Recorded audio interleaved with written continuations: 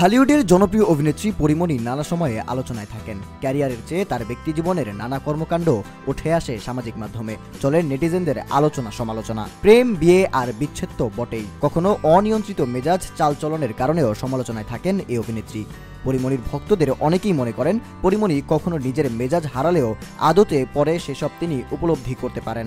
তিনি নিজেও সেটি অনুধাবন করেছেন হয়তো অনেকবার। আর তা নিয়ে সমসাময়িক সব বিতর্ক কিংবা ঝামেলা এখন বিরক্ত হয়ে দাঁড়িয়েছে তার জীবনে। এজন্য নিজেকে বদলে ফেলবেন বলেও জানান পরিমণি। গত শুক্রবার 16 মে বাইফা অ্যাওয়ার্ড অনুষ্ঠানে উপস্থিত ছিলেন অভিনেত্রী পরিমণি। এ সময় গণমাধ্যমের মুখোমুখি হয়ে নানা কথা বলেন তিনি।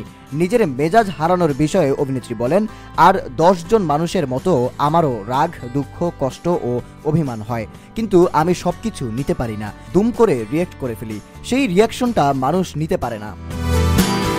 তিনি বলেন, সবাই বলে নায়িকা মানুষ, এটা করা যাবে না। এই বাউন্ডারির মধ্যে যখন পড়ে গেছি তখন আমার মনে হয় জাস্ট অ্যাভয়েড করি।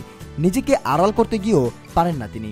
এ নিয়ে আক্ষেপ করে অভিনেত্রী বলেন, আমি যত চাই ঝামেলাগুলো এড়িয়ে চলার চেষ্টা করতে, নিজেকে আড়াল করে জীবনটাকে উপভোগ করার চেষ্টা করি, ততই ঝামেলাগুলো আমার উপর জেঁকে বসে।